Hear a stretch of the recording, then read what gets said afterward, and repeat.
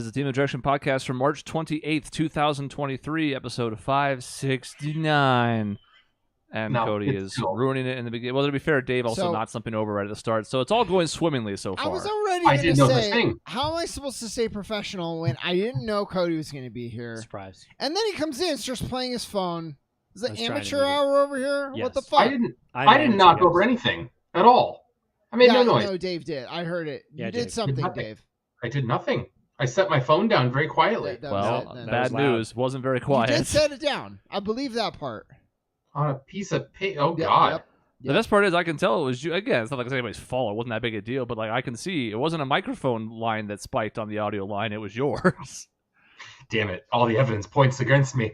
Dave, so... I maintain my innocence. Josh says it was in fact not quiet. Yeah, see? It's not just us. We're Dave, not gaslighting you. I have to say Everyone is gaslighting. This is not a mean comment.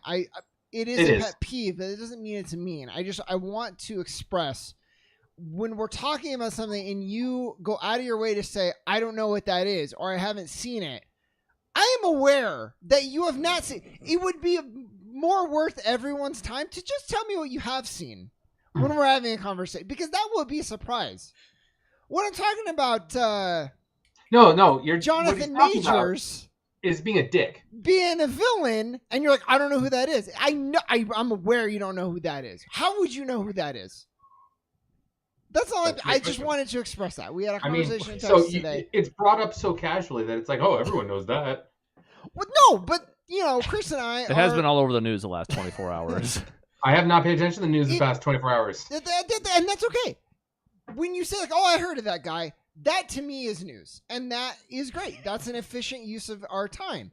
When you're like, I haven't heard of that, and then you follow it by another statement of something else you haven't heard of. It's like, yeah, I mean, you just don't have to. Save your time, save our time.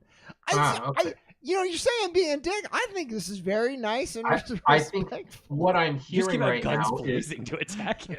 What I'm hearing right now is shut your goddamn mouth. No, I don't need to speak the entire show. Only when it's like worth everybody's time. That's all I'm saying. Oh, okay. So never. Got it. You're going to be a big part in today's reviews. I want you to talk, a lot. No, I'm not. Yeah, you are. Last of Us, the game, and the TV show. That's half the thing we have up there. For 33% of this, I'm going to be great. No, that's 50% because there's 4 things. You're the math guy. You're in finance or whatever. There are 3 things listed up there. That's great. Okay, Last of Us game. Last of Us TV show, and this is actually, it's a good question. We're not going to spend long on the game, to be clear, but yes. Well, we should. No, we should not. We should. The game's coming out on PC, and the remake. Great. It's coming out to be a buggy mess on PC. Phenomenal. Well, it's still worth revisiting. I'm not saying we're not going to spend time on it. We're not spending 15 minutes on it. It's a 10-year-old game. 4 things. Otherwise, we should review GTA 5 every time it gets re-released, which is to say about every 9 months. We're really the standard bearer for current reviews. Yeah, well, at least that would be something Dave had done, so you don't have to excoriate him for the first 3 minutes of the fucking show. By your rules, I know that one. I should let you know. Right, that's true. That's perfect. See, he's a quick learner. And honestly, yeah, that's useful. Except I already knew it, but still. You're not going to win, Dave. I know it only because it's like one of your favorite games, so we've talked about it. That's all, I mean, I think it's a great start. I haven't been here for the last 2 weeks. Didn't you miss our fun, friendly banter? God, no. I can't wait to see what comes out first, Grand Theft Auto 6 or Elder Scrolls 6, because Elder Scrolls 6 was announced 4 years before Grand Theft Auto, but now we've already seen like leaked gameplay footage of Grand Theft Auto, so you'd think it's in the lead. But who knows? Neither one might be out till like 5 years from now. Maybe they'll just be begrudging and scrap all the stuff that got leaked and then start all over again. I maintain, why would they ever release a new game when all their online stuff makes more money than the game sales ever could? That's depressing, even though you're absolutely correct. Do you play any of that? Hell no. I don't want to support that. Okay. We spent I don't $800 to train these dogs, and they're like no better than when we drop them off. Mm-hmm. It's a scam. What Yeah, a it's terrible scam. waste of money. Do you understand it's a scam, right? They actually are a lot better, but it's more interesting for the show if I say do you they're watch no them get better at all. trained, or do they just go off and disappear for a while and they come back and you're like, That's true. And they were just in a room with food. They've been in a dark and kennel exactly. for 2 weeks. And they were just like, okay, obey. And then you don't have any proof that they actually did anything. Exactly. During the daytime, it's like Toy Story 3, but then at nighttime, it's like Toy Story 3. Yeah. Mm-hmm. They just put that dog TV channel on, and they're just other dogs fucking around, and then the dogs just fuck around. Maybe it's like one day of like shock collar treatment, and that's it. And then they drug them before I picked them up. Look how tame they are. Yeah. Wow, they're new dogs. She's like, well, I will warn you when they go home, change of environment, and really it's just the drugs will wear off. Yep. Great. So we're catching up on reviews in this episode. There's a couple we've talked about that we thought we would get around to, and I don't know that any of them need their own episode, so they're not going to get their own episode. We're just going to kind of lump them all together. We used to do a segment called Rapid Reviews where we would spend 1 minute on things. That was not good. That segment will never come back. No. So we're going to spend like 10 to 15 minutes on each of these, which is more than enough time, I think, for each one, because, again, each one is interesting in its own right. I'm not saying it's not, but like, there's not an hour of discussion on any of these, I don't think. There is on Engage, except Michaela hasn't beaten it, so she has ruined the entire review. And probably never will, because she's playing 15 again now. Honestly, she may never beat it. Not even like, oh, it's going to take forever, so I'm using hyperbole. It might just never happen. And she will argue it. And I will point to the library of games that she has never quite beaten. So, evidence is on my side. But anyways, with that said, we don't probably have a whole show. We could probably talk about The Last of Us show the whole time, but you at least, Chris, haven't seen it. I don't know Cody. He's a rogue agent. He's an agent of chaos. I watched it before you did, and I was not allowed to talk about it. That's right. Because you said I hadn't seen there it you yet. go. I'm just saying I didn't know. I was going to say you didn't watch it. I watched it more than you did. So I feel like I'm uniquely qualified to speak about the show and game together because I played and beat the game concurrently with watching the show. So which did you finish first? Yeah, I was going to ask the same thing. I finished the show first, which I'm a little too bad. That is. But you started the game first, right? Yes, I started the game first, and then the show coming out kind of reignited it. But unfortunately, I couldn't beat it before. I beat the game like maybe 2 days after the last episode came out. I was trying to beat it all. Did you know what happened? Like, had you already had spoilers? No, not before the show. Sucks. You should have. So he got so close to an unspoiled end of that game, which would have hit him harder. So the show hit hard in its own way, though. I will say. Yeah, it did. But you should have finished the game first. All right, so wait, what do we want to do first? We want to talk about the game first, talk about the show. To defend Dave, though, the game is at least 15 hours. Yes. Whereas the show is about 9. Sure. Yeah. Give or take. The TV show just came out, and the game's been out for 10 years. Also, if you average the amount of time you had to play the game. And even though the game has been out for more than a decade, by proxy, this is still your spoiler warning for everything in this episode. Sure. All 3 of these are going to be tackled in full because, look, while The Last of Us show just finished, the story's been around for a while, so some people have had plenty of opportunity. Let's do the show. Let's do the show first. Show first.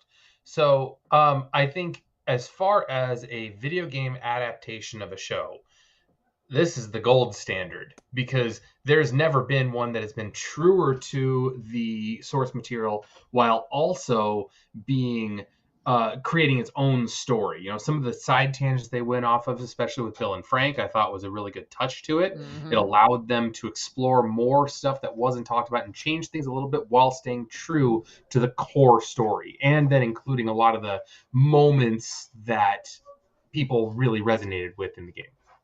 It was mildly infuriating to watch people's takes who had not been exposed to the video game, or most video games in general, to be like, wow, there's some good storytelling in some of these. Why didn't you people tell us sooner? And we're like, oh, boy, can you go fuck yourself? Yeah. Because, what interesting commentary, because I think you're spot on in the fact that it's being regarded as one of, if not the best adaptations, and it's the one that stays the closest to its material. Instead of trying to gussy things up for the film audience that they think is going to be out there, or changing things for a TV audience because that's what people expect in TV. If the source material is good, use it. Mm-hmm. It's very faithful. And, I mean, they literally take some mini scenes straight out of the game. Mm-hmm. You playing them so close together, like, that was probably very clear to you when they would do that. I think it is the best adaptation they've ever had. Some people are like, what about Mortal Kombat? Let's be real. Like, it was the best for a while because it was dumb, campy fun. Right. But it's not actually like a good movie. There's no depth to it. This was actually great. Stands alone on its own. The casting was excellent. There are gonna be some things that happen in later seasons. I'm gonna be really interested how they're gonna handle it and how people are gonna react. Here's where I will say TV and game being different, and I can see the reactions also being very different. But we're not there yet. We have this first season, and it was very good. It was a little rushed, though, as a critique. So we're not just gushing over it the whole time. I didn't understand why they felt like they had to do it in one single 9-episode season. Mm-hmm. I mean, especially if they're going to expand certain elements, like Bill and Frank. They got their own episode. That's awesome. My one critique of doing that is now it's less. You only have 9 episodes for the entire rest of the show. Yeah. I mean, playing through the game, though, a lot of the game was it was the combat. You know, a lot of the game was, oh man, I'm going to run around this corner. Oh, there's 6 clickers here. Oh, there's a bloater. Like, they showed things, which I thought was kind of cool how they made sure to include those, but it wasn't the core factor of the show, which I get. You know, There's a split difference between an entertainment on a TV show versus the entertainment in the game. So I understand some of the differences that come there. But maybe that's why it felt rushed, because a level that they cleared through in 10 minutes in an episode that took you maybe an hour because of the gameplay factor of it feels a little more rushed. I guess it's the Walking Deadification, right? Where it's like, okay, we don't need to be showing everybody killing zombies every minute of every hour of every day. Yeah. Similarly, like killing a clicker is cool. Do we need to show that like 6 times an episode or like 100 times a season? Or can we just kind of skate by with the minimum? But the problem is you also had moments interspersed throughout that gameplay. And now all of a sudden they're either crammed together like an accordion or omitted entirely. So I'm sure the pacing just feels off in general because of that. You didn't get the same... they did great with the time that they had, but when you reach the ending, you know what, even by the time he's holding Ellie and doing the baby girl moment after the cannibal town, where you're like, this is great, it felt more earned in the game because you had more time with Ellie and you had a lot more time of Joel just being a dick. And so when he starts to not be a dick, that's like a really big deal. Whereas in the show, you know, it's softer and it's Pedro Pascal, so it's harder for him to be a dick anyway. That's the interesting about TV is like with the charisma the actors can kind of imbue into these characters. You don't hate the TV Joel almost ever. Whereas in the game, you really kind of go back and forth. You're like, this dude is sort of bad, but he has some humanity, so he's relatable. You feel like they was like, there's like 2 scenes it felt like where it was just kind of the 2 of them together wandering along. There's one where they're walking and they see the baby blanket, I think it is, or whatever. And there's one where they're in the truck driving. And those really felt like the only 2 where they were kind of together for a significant amount of time, where you would have had exactly that from the game, where he would have had like the opportunity to try and develop a little bit, rather than him kind of walking around being quiet for most of the time. It's like it hit all the beats it needed to hit. But Dave, I would point to a show that you love, Breaking Bad, Better Call Saul, where they're so renowned because they spend so much time just like letting characters and scenes just breathe.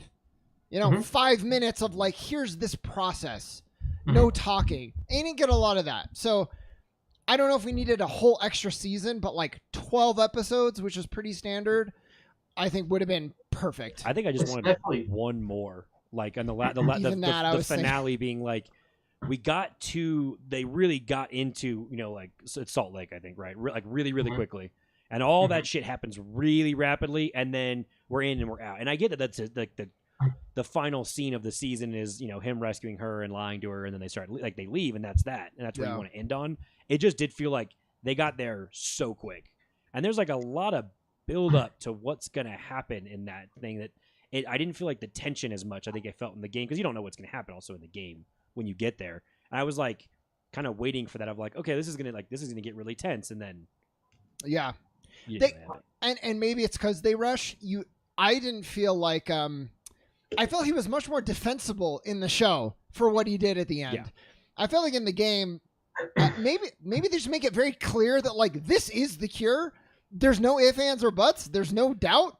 And so you're killing humanity.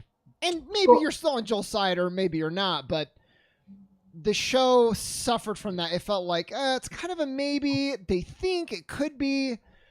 No, I mean, I thought Marlene was pretty straightforward when she said, "This is what we can do. He can grow them. It's a cure." Like, she said that straightforward. It's a cure. Now, it may not have come through as straight through as the game, because I agree the game did do a little bit more of like, "We've got this" type of deal. But she did say straightforward, "It's a cure," and he made the decision to essentially end the cure for humanity. Also, she arguably gave consent in the show. That's to me like a plot hole or something that's unclear, because in the game, this is a pretty big plot hole for me. She was unconscious the entire time. So no consent. In the show, she was awake, right? Or was she not? No, she's never. asleep. Why? What happened? Because they got smoke gassed and picked up. Yep. Well, you don't see her go unconscious. They put her to sleep for the surgery, right? Yep. Well, right, but before she was in the surgery, she was assumed awake, right? Well, they didn't tell her they were going to do. That part wasn't clear. So yeah. I have a big gap on where in the game it was very, very clear, and it also comes at the end where he was like, "Yeah, there's dozens like you." And you're like, "Okay, that's from the game." Yeah, and then Raiders came in. It was wild, and you're like, who the fuck is gonna believe that? But now it's too much. Do you feel like the cure doesn't come out as impactful because you don't have clickers and everyone wandering around so much that you don't feel like they're as much of a threat? Like, society's pretty fucked. So even if you cure this, are you really going to build, are we going to get the cannibal people going to go back to being normal and everything's going to be happy again? Like, does it really even fucking matter in the big picture? I mean, seeing, now this is my interesting perspective, because I did see the show first, and I did feel that it was absolutely fucking over humanity, and I thought it was indefensible. Like, good. Now, good. I will say, seeing the show first, the problem I have with it is that decision to, well, we've got to kill her, was come to, and it happened in the game too. That decision was come to in the time it took Joel to wake up from regain consciousness from being hit with the butt of a pistol from a butt of a rifle. Like, that's a short period of time to be like, hey, let's make sure we don't kill the goose that lays the golden eggs here. Let's test a few other things first. And maybe that was it. Like, I felt like in the game they had done a bunch of research to the point where it felt like as soon as we get this person, we're going to run the x-rays, but like we kind of know what it's going to take. Stunningly, that last episode was exactly the same game to show, I feel. And watching I think there's stuff that you can find and explore in the environment that gives you a lot more context. Maybe I found a couple of Marlene you might be tapes. right though.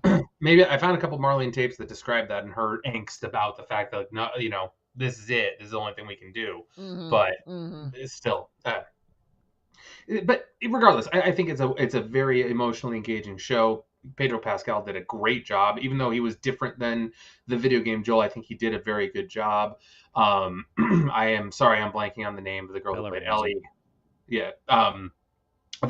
She portrayed that role as tough, but also a young person who wants to impress someone who turns out to be a father figure. There's a lot of heart in there, a lot of emotions, and the ending hit pretty hard for me as a show.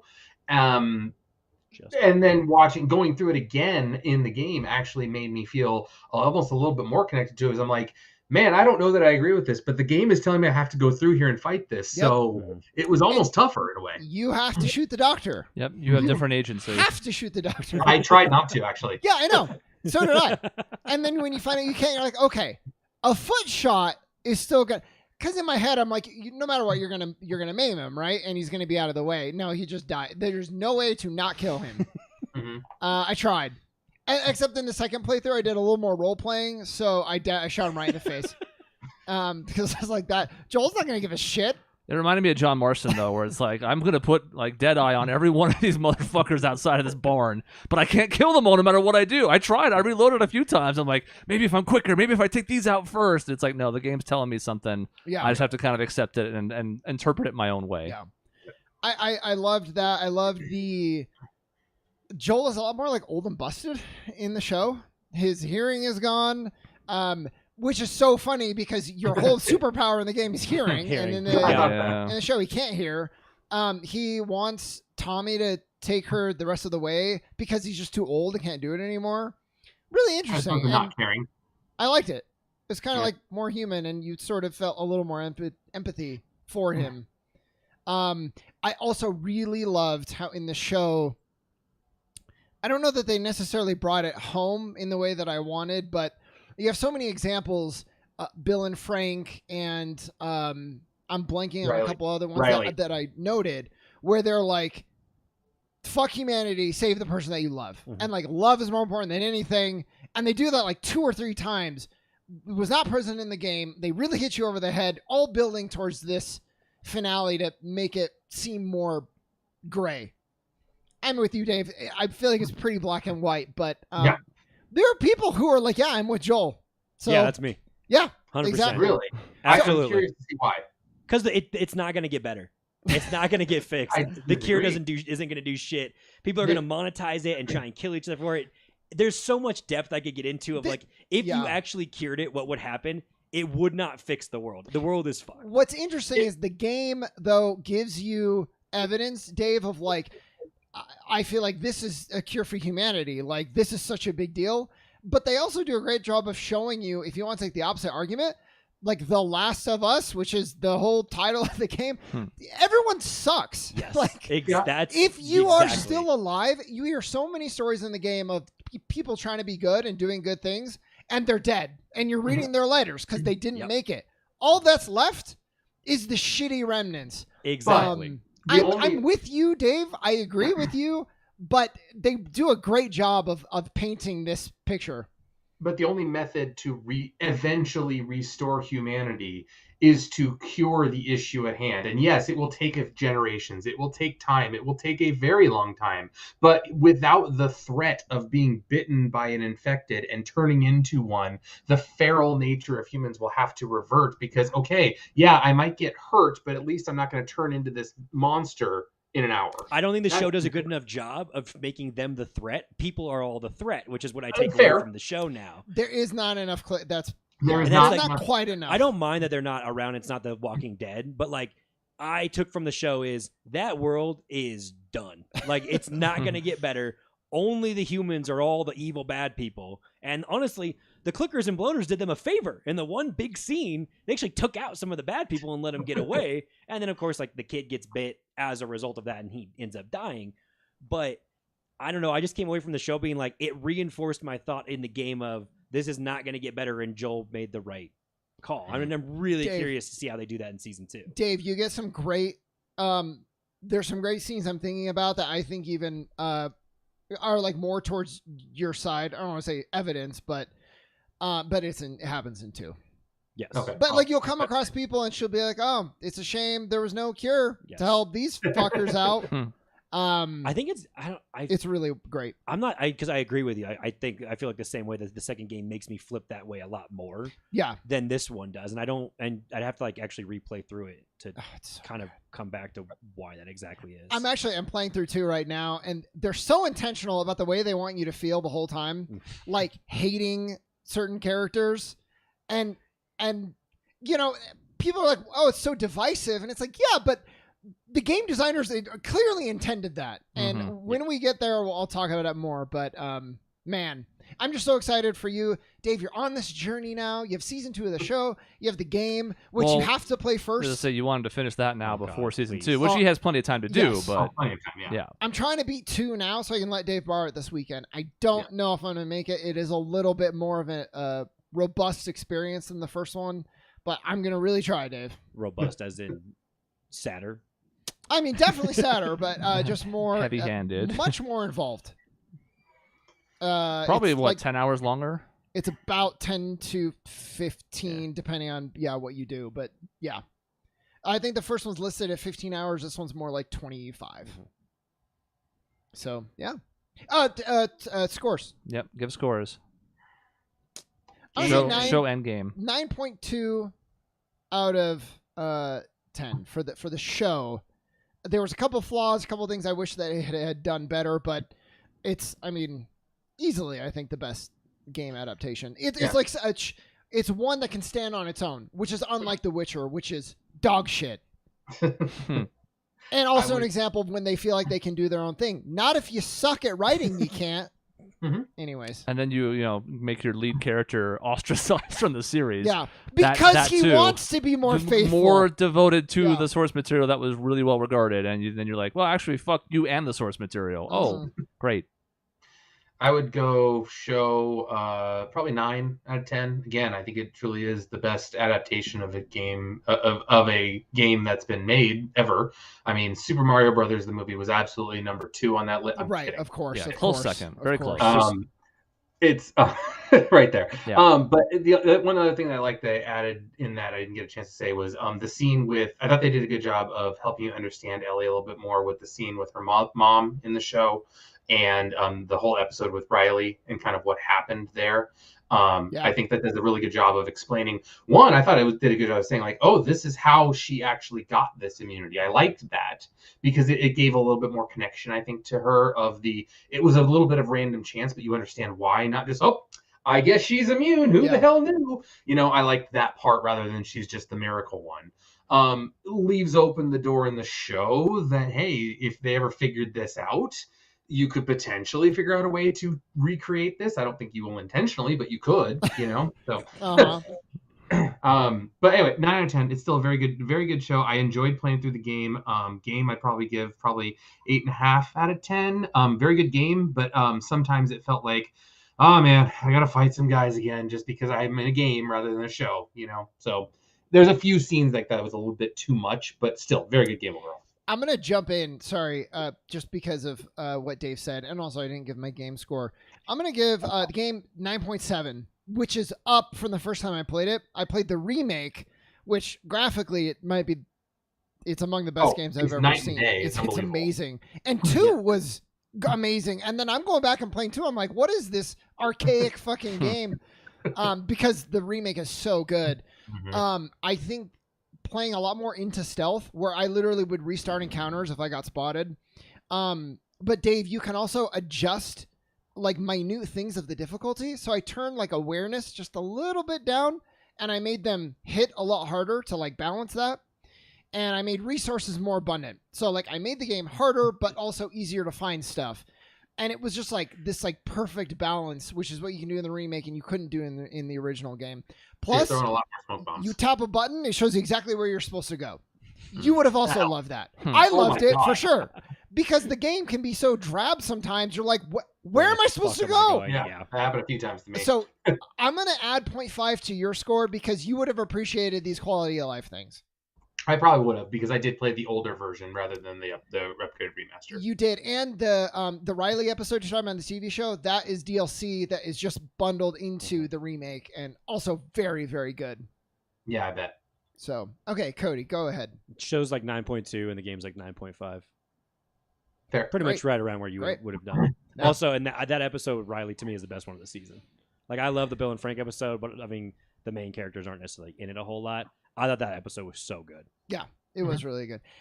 Too much. The same problem with the Bill and Frank episode. I don't know. I can't put my finger on it, but if I'm to listen to the internet, there's just something about those 2 episodes. It was just bad. I know. I wonder. I can't put my finger on it. They were review bombed, and I just don't. Yeah. I can't figure out. I finished the Riley episode and went to Twitter immediately. I'm like, this is gonna be fun. Yeah. I can't wait to see what people have to say. But most smart people were like, "This is brilliant television." Exactly. I actually saw some video that was online that was like, "Hey, how are we gonna get people involved? I'm gonna make a video game TV show. A video game TV show? That's not be that great. How are you gonna hook people in?" I had 2 words for you: hillbilly or homosexual hillbillies. It's like, huh? Yeah. This is great, man. I loved it. Great representation. They changed some of the characters.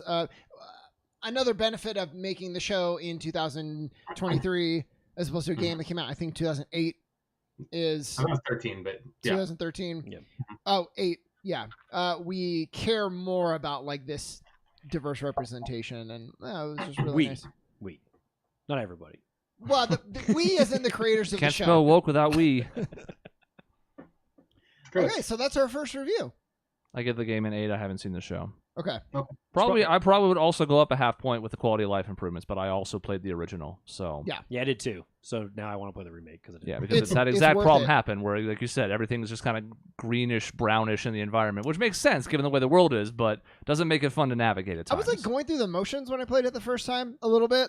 And this one, I was like very engaged in. That would help quite a bit because it had sort of an Uncharted problem for me where I'm like, I know I need to have this action piece in between for pacing and whatnot, but I'm like, the action's fine. Yeah, it's okay, but I'm here for the story, and I'm not interested in what's in between that. They also take cues in gameplay from the sequel, so it just like brought more in line to be like 2. I have a question, but go ahead, Dave. Yeah, I was just going to say, the show could have done a great job of making Joel into the asshole if he just denied Ellie the high five earlier in the season. Then we would have hated it.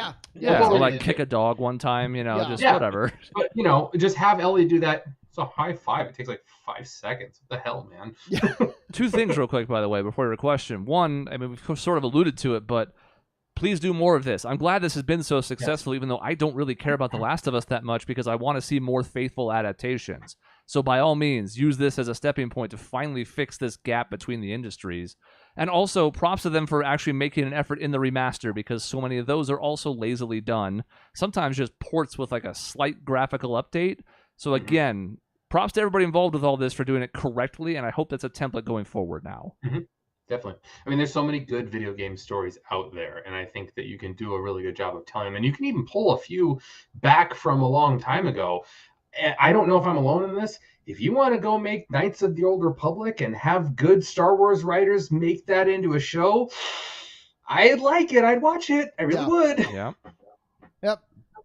We're too busy. I have a super hot take about Dave Filoni, but we're going to save that for another time. That doesn't sound good. Golden Child has lost some of his luster. I don't know if he's ever been great. And I'm wondering if passion for Star Wars is enough to be a showrunner. I think it was also someone who was at least decent in a time when everything else was bad. So now there's a lot of other good Star Wars offerings by comparison, but back when, Clone Wars and other stuff Filoni worked on was really popular, it was a cult classic, and it was the oasis in the desert of awful Star Wars content. That's not the case anymore. No, I'm reserving it because I'm concerned, but I'm reserving it for seeing how the Ahsoka show goes. Because if that goes badly... I think that's certainly the entry point. I have not point. liked this season so far, and that's why I'm concerned. It's bad. Okay. Yeah. I will just straight up say it. That's fine. But he's hoping it's going to turn around. I'm just waiting for the Ahsoka show. We could do a Mandalorian 3 impressions maybe next week, but the impressions are bad so far. It's a spoiler. Bad. Yeah. But I've specifically, why do we need to spend so much time walking everywhere? Why is this a new thing? That reminds me of my complaint about Lord of the Rings. No, no, literally, Dave, there's a scene where characters are just walking and they're not talking and there's no interesting dialogue about soup or whatever. It's just walking, sometimes the same path twice. They're just showing off their CGI world they built. That's what they're fucking doing. Remember when the Ents are walking with the hobbits and they're not doing anything? They're talking. Yeah, I remember that. They're talking, goddammit. They're talking about how important the ring is, Dave. Okay, so we got we got 50% done with the review so far. All right, bye guys. Right, we're going to basically go through them in the order that starts excluding people as time goes on, which means Creed 3 has to be second. That's why I did it this way. Because Dave has not seen any Creed movies. Have you seen any Rocky movies? Bits and pieces. I know a good chunk of it. I know a lot about it. Well, so Creed 3... I fucking hate you. Creed 3 is interesting because it is the first non-Rocky... Rocky. Mm-hmm. And I definitely had some concerns going in because I love... Adonis Creed is great. Before 3...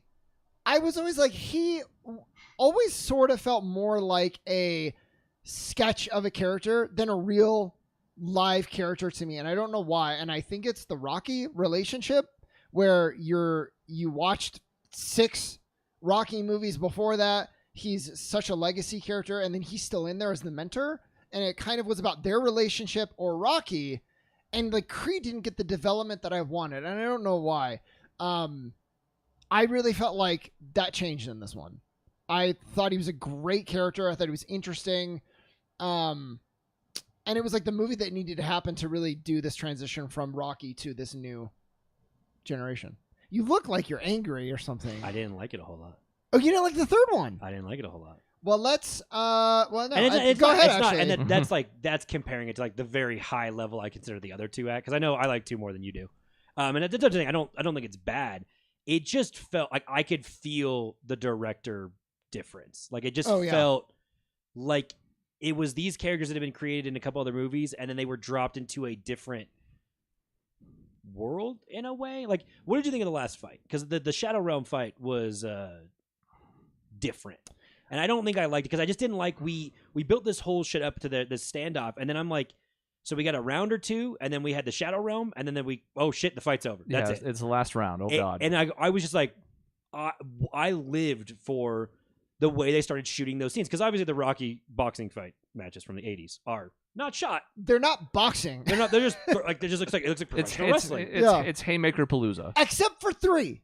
There's the one exception. It starts to resemble some boxing because it's more speed. It's about the technical aspect of it. Yeah, I thought the way they shot and choreographed those boxing matches in the first 2 were really like I loved it, and I was like super into that, and that got me really into the movie. And I'm like sitting there waiting for, all right, are we gonna get like 3 fights in this movie? I get to watch this like these boxing things, and I just didn't feel like I got enough of that in the third one, especially in the last fight, because I was like, I just wanted to see Dame and him fight, and it just seemed like, and all the crazy part is, and this is kind of a weird take, is how much damage did either of them look like they had on them at the end of that fight? Like not enough for how even it was. Exactly. It just felt like they really did box a 4-round fight. That's what it kind of felt like. The Shadow Realm time didn't actually exist. It was a figment of our imagination. They came out of it no worse for wear. And then again, that's a really specific nitpick of like, no, but I had the same thing, so it's interesting to hear you bring it up, because I thought that was a really cool idea, like visually. And if it was in 1 round, and we came back out, and we were 100% with you. And we were round 7, I would have fucking loved the idea. I loved it for what it was, and then when it skipped basically the middle 10 rounds of the fight, theoretically, I loved the idea, like, okay, Shadow Realm, and I love the implication that they're in here, and what seems like a few minutes.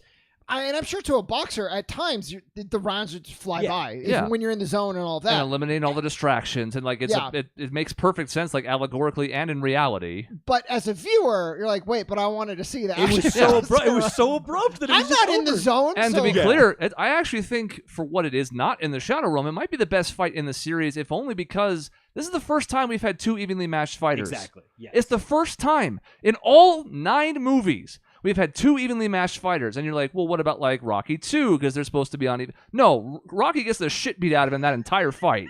He gets a couple shots in early, and then he wins it late. They're not evenly matched at all. And you're like, okay, every other fight I can point to throughout the entire series is usually one person takes the lead, and then there's a comeback. Mm-hmm. So the fact that these 2 were just so evenly matched, blow for blow, punch for punch, was great, except we wasted a third of the fight or more. So Creed 2, would you say that even in the last fight, was he are you saying he was the underdog or kind of the overdog by that point? He's the underdog, just like in Rocky 4. He's the underdog to Drago for the first 60% of that fight. Okay. Now, he holds his own a lot better than Rocky does against Drago in Rocky 4, because, again, Rocky, he's taking shots, but he's coming back from them. And then eventually he starts to get his own offense in around like round 9.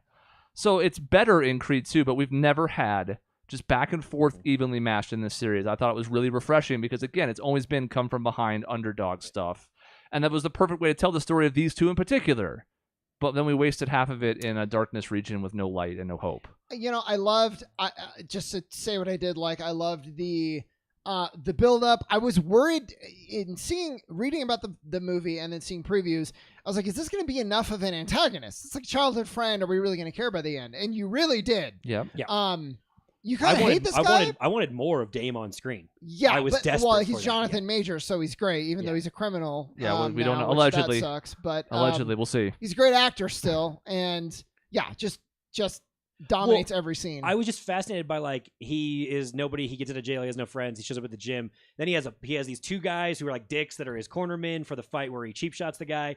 Then we go to the beach, and he has all these groupies around him. I'm like, I want to see how all these people just glommed onto him all of a sudden. Because he's the heavyweight champion. I'm like, that whole thing is just fascinating. We cut to where we have to have fucking Stephen A. Smith in the goddamn movie, and he's in this big cool house. He just has the cool big house, and there's a girl there with him. I'm like, I want to know how he got all that. Like I want to see the scenes of him being like, I was in prison like 3 months ago, and now I'm filthy fucking rich. Yeah, it's fascinating, and we got some of that in the original Rocky movies, where like he goes from nothing to his big house and then loses all his money. And so I just wanted we don't talk more about that. Yeah. But there's one they other. They don't even talk about that. Yeah. No. There's one other small qualm I have is, what did you think of the casting of the guy who is supposed to be the heavyweight, who by the way is like a welterweight in real life and is like 30 pounds less than being a heavyweight, as the big, really trained well fighter? Because Drago's gonna fucking kill that guy. Yeah. Drago's going to absolutely murder him if that was. He has a history of killing people. That's right. But not with a broken hand. He would have punched this guy's head off of his body. And well, they did a good job, because other than like the poster and some of those lead into the fight that doesn't end up happening, they don't actually show them next to each other, because otherwise you would see really quickly. Because when you see Dave and him next to each other, I'm like, you're gonna get fucked up. Oh, these are not the same weight class at all. Oh no. And I know he's a real life boxer from that, but I'm like, there's a lot of real life boxers out there. I'm like, this is the best we could do, because the guy couldn't act very well. His mom being around was weird, and like she was like running all this stuff. His whole vibe was just off to me, and I don't know where that came from. I feel like they wanted to cast somebody else, and they said no, and they had to like. Well, they're like, boxing is so important in Hispanic culture, so we want to have somebody prominent there. But it's like, but this is being led and run by like a black director, led by a black actor. Like, there's a ton of influence from African Americans throughout it, which is awesome. I don't know if they necessarily nailed the guy who's supposed to be Hispanic. Yeah. That was just every time he was on screen, it just kind of felt, because as soon as he goes away, once the movie gets better. Yeah, exactly. Like once we don't have to deal with that shit. I didn't think he was bad, but I was sort of with you where I was like, this character is not doing a ton. I would say it's more important for me to like, in a movie like this, the boxing being good is a little bit more important than the acting, I think. Oh, true, but to your point, maybe they could have just gotten a better actor and boxer. I honestly would just like to know the backstory, because the movie opened in Mexico City, I think, where just like its world premiere was, and I was like, oh, that's interesting. Like you put a Mexican guy prominently in here, and then you kind of kill him off actually pretty early. And I would love to know the backstory of how that's who they kind of landed on, and who, if they looked around for anybody else, because we've had, in my opinion, some really famous boxers, the guys who've popped up in other stuff, because. It's Anthony Tarver, I think, in the Rocky Balboa movie. Yeah, he's. It's Andre Ward is Danny Wheeler, who's a really big deal boxer. That is really unfortunate that we kind of whizzed past that a little quickly. Could have been more prominent, because Ward's one of the better boxers, honestly, of the past couple decades, in my opinion. And so I'm just, I don't know who it would have been, or what the best option would be. It just was weird that he was not even a heavyweight. You could tell he was clearly not a heavyweight. Also, this is a tangent, but weren't they fighting for the light heavyweight title in the first two movies, and all of a sudden now Creed's a heavyweight? I thought he was a light heavyweight. I don't care about that. Okay. Well, he couldn't have been a light heavyweight against Drago. That's true. I thought in the very first movie he was a light heavyweight. I think the first one you're right, but the second one, Drago's about 60 pounds too heavy for that. And I know that's not all necessarily important, but sometimes I was just like, this is kind of just an interesting choice of how we did it. Fairly common though. You move up because the heavyweight title of the world is the most prestigious, so everybody who's anything ends up going there. Kind of akin to John Jones, really, but in a different sport. I don't know that they stuck the landing on the ending. Couple different reasons. I feel like. It reminded me of like the Kylo Ren thing. Like, you had to kill off Kylo Ren. He couldn't be totally redeemed, because you're like, you like destroyed like planets, right? Mm-hmm. So at the end, you're like, okay, it's great that you guys are friends again. You like had a man assaulted, and we have almost like irrefutable proof. And even if you don't, like, it for sure. And we're just gonna breeze by that. They hugged it out, man. Yeah, so that was like huge plot hole for me. What's funny is when he goes into the locker room and he's like, yeah, cool, man, we're good. And he just walks out. I'm like, you're not going to like invite him out with you or anything? Like, this is just like, all right, man, bye. And you're going to leave him with his two random guys in there, because now he doesn't. He has nothing again. Yeah, exactly. And I'm like, I was interested in the follow-up to that, but I don't know if we're going to get it anymore. Yeah.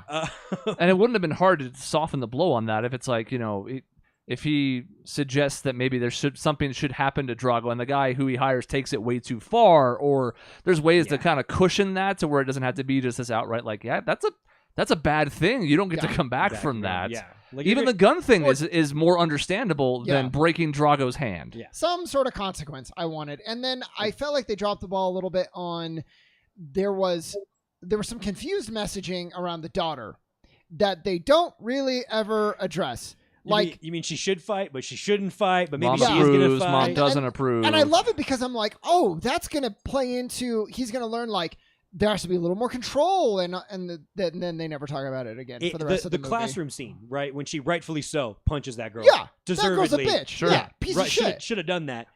That was it, and it was like, oh, she kind of has a feisty attitude, and I'm like, so you planting the seeds for a spin-off? Like, that's what it started to feel like. Or that's Creed 4. It's like a backdoor pilot in the middle of the movie. And that's what I felt like that's why that was there rather than feeding into the story and building into the conclusion. Yes. I didn't like that either.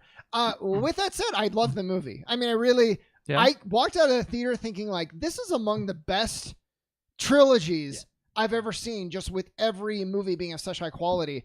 Like, you could say Batman Begins and The Dark Knight may be better films, but like the third one kind of lets it down a little bit. Has some issues. Yeah. This movie's better than Rises. It's just solid, all three. I mean, some are better than the others, but like they're all great. Yeah, I mean, this is my least favorite of the three, but we're talking like 8.5, 9, 8. Yeah, so exactly. Like, it's not damning praise to say like, oh, I didn't like it as much as the other two.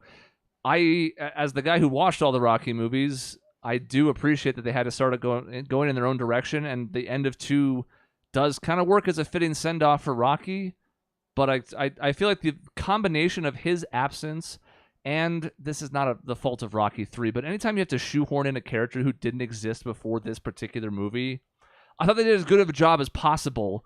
But there's still this whole thing like, yeah, you never mentioned this to anybody. I accepted that because he clearly like mentally blocked it out. Sure. Like, they justify it well. They build in reasons why, like his mom hiding the truth from him. They do an excellent job of it. But anytime it happens, I'm always kind of like, but you haven't, this has never come up. Yeah. And if you were going to do it, even if you would just have like a couple lines of dialogue in earlier movies that referenced it and you're like, oh, what's that? I don't know what that means. And then it pays off. It always feels a little bit forced. I looked back to the first movie when she's so disapproving of him going to Mexico secretly to box, and then took that context of this incident he had with Dame and was like, oh, she seems more reasonable for being pissed off about him sneaking off to random boxing fights when this shit happened, and then his friend went to like. I looked back on that, and they didn't probably mean to do that, but that like lined up better for me. Yeah. How many of the Rocky movies would you say are better than all three Creed movies? Like, I guess for 0. To me, yeah.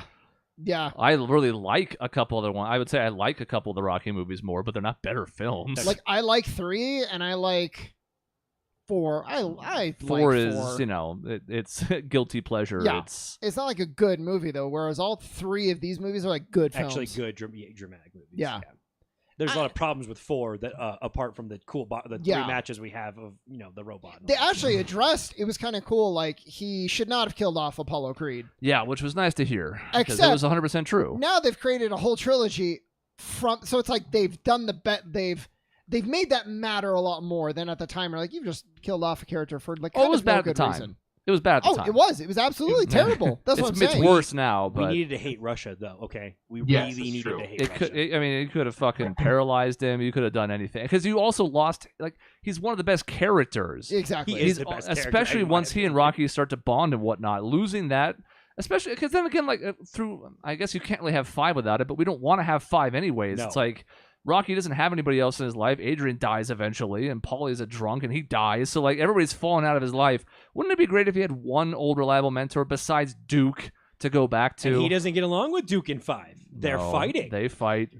I loved, sorry, it's the last thing, that Drago was in the movie 2 different times. And once as getting his arm broken, but then another, like, kind of like Apollo coming in Rocky 3, like not to the same extent, but he's like, I'm gonna help train you, but I'm also gonna beat the shit out of you because I still kind of hate you, but we're kind of friends. I respect you, but I'm not gonna hold back. Yeah, exactly. That was great. That was fun, and again, it's one nice through line because without that, we have the main characters, but it's like the rest of the Rocky universe kind of fades away.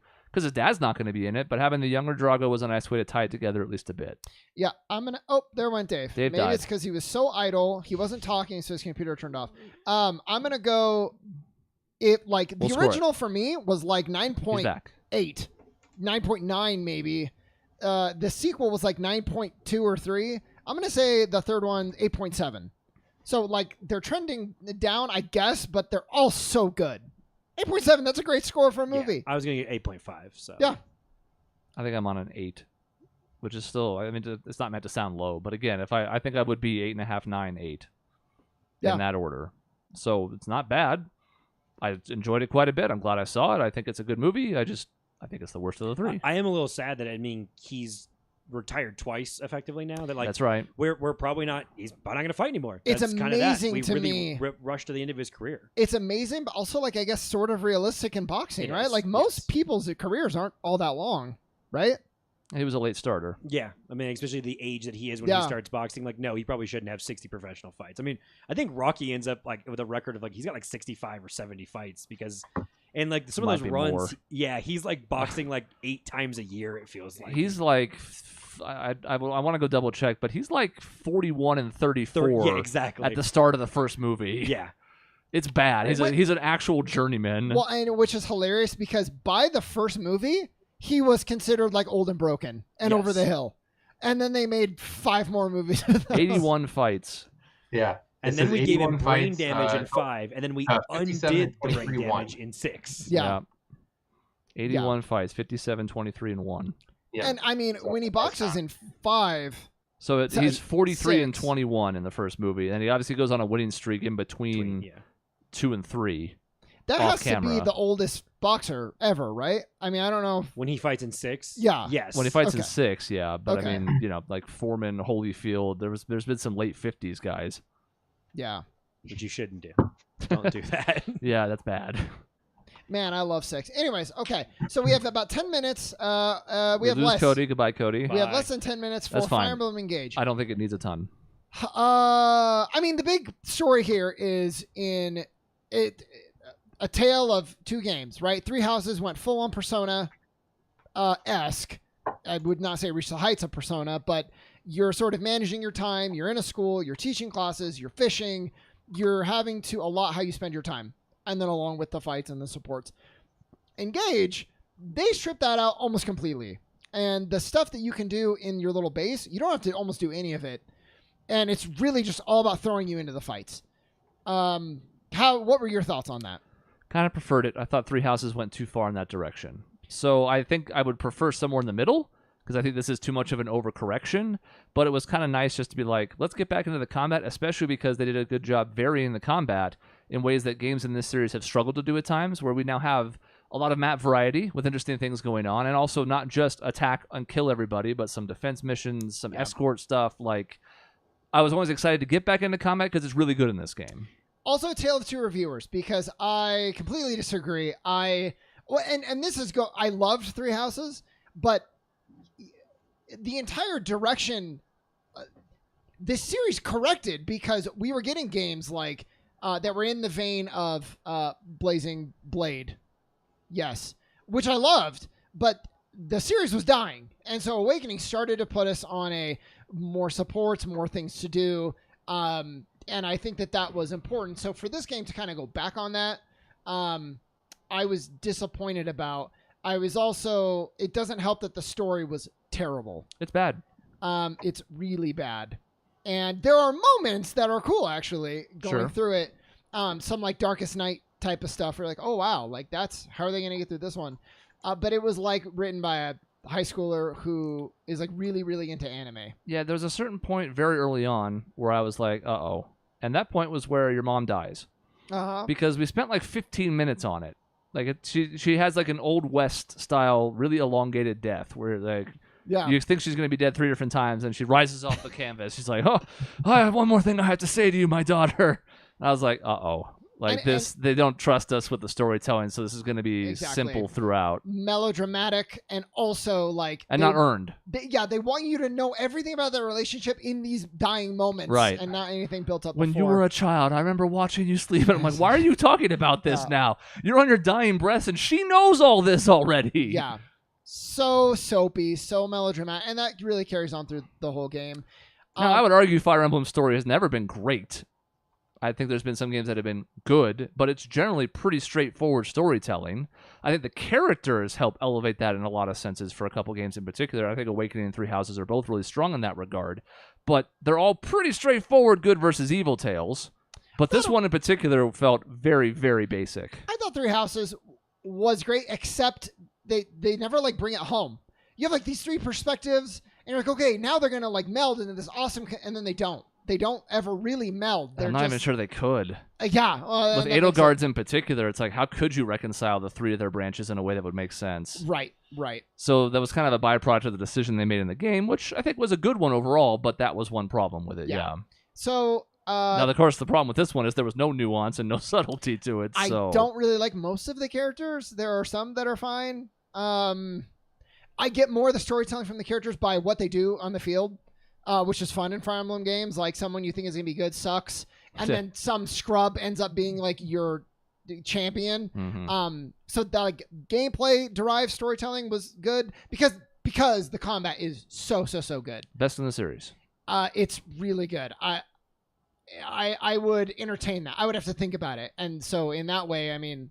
That enough is a testament. Being able to merge with past Fire Emblem heroes and have unique attacks that come with that, like some of the utility that you get from that, like the ability to take Celica and merge her with whomever and then teleport across the map just once, but as your emergency button where it's like, oh shit, that unit's being attacked and I gotta save him, or oh, there's an ally over there I've got to rescue before something bad happens, or whatever the case might be. That's just one example, but I love that shit. You could play it like a bunch of different times, and each playthrough would be very different because of the different mixing and matching options that you have with those rings. I liked getting rid of weapon durability. Me in too. A sense. The spells still have to be replaced at times, like the healing and whatever, but I don't need that shit. I don't need to worry about like, oh, I have an iron sword and it broke. The gameplay was so pure. I played on a hard casual. I don't need to go through a whole map again when my character dies in the last turn. Yeah. But it made it so fun, and every turn your like brain is going overdrive, like, well, what can I do, how can I save this character, how can I fortify this area. It was really and because good. You have so many options, it doesn't feel like you're overwhelmed in those spots, whereas you go back and play some of the older games and it's like, okay, my units can attack, I don't have enough of them in this spot, nobody can get there this turn, so I'm doomed. I have to either start over or accept the death. Now it's like you've got options. Even if you're playing on hardcore, you have options. Yep. Maybe it's going to be tricky. Maybe you have to take acceptable losses, but at least you feel like, okay, I can do something to turn the tables. The last map took me 2.5 hours alone, which was a little bit too long. That's a little much. But it was still like great. It was like enthralling, and I love that. So, it was great. But the problem just goes back to my headline. I like to try to do headlines for these reviews. The best mobile game I've ever played is what this felt like. It just felt like between the characters and the story really just being an excuse to get all the heroes. And the activities. Yeah. Those felt very much like a mobile game. Very mobile. The combat didn't. That's the one area where it stands out. Very fluid, moving. That like I miss that now going back playing old ones. Quick, fluid, pretty looking, load times reduced. Like all that's really strong. Yeah. But it's got its flaws, and unfortunately I'm still kind of agreeing with you overall about how the cast is not great. Like you said, some standouts. The story's bad. One of the worst in the series. It was weird, too, because I was like, stop giving me new characters. Like, I don't care. Yeah, it's too many. It is, but if you compare it to old games, it's a similar size roster, so I was shocked to see. But it just feels like it's like way too many, and I think it's because they don't really stand out a lot of the time. I think the idea was bring them in units so that they all have like this shared kinship. When you bring in 3 new ones, it's not just, 3 new characters. It's like, well, they all know each other. Yeah. We'll see how we work them into the fold. And it was just like, I don't need 3 new characters right now. I like my team. Like maybe you can join, but then like the rest of you can go sit on the sidelines. Yeah, exactly. Because I have 40 characters and you're giving me 12 slots to start the battle. So exactly. I don't know what you expect me to do, but the math doesn't work on that. Yeah. Yep. So I would give it like a 7. And it's really just a reflection of how much I love the combat. Now, that's what I'm there for, primarily. I want everything from a Fire Emblem game, but I'm really there for the combat first and foremost. It delivered in spades, but then everything else was below par.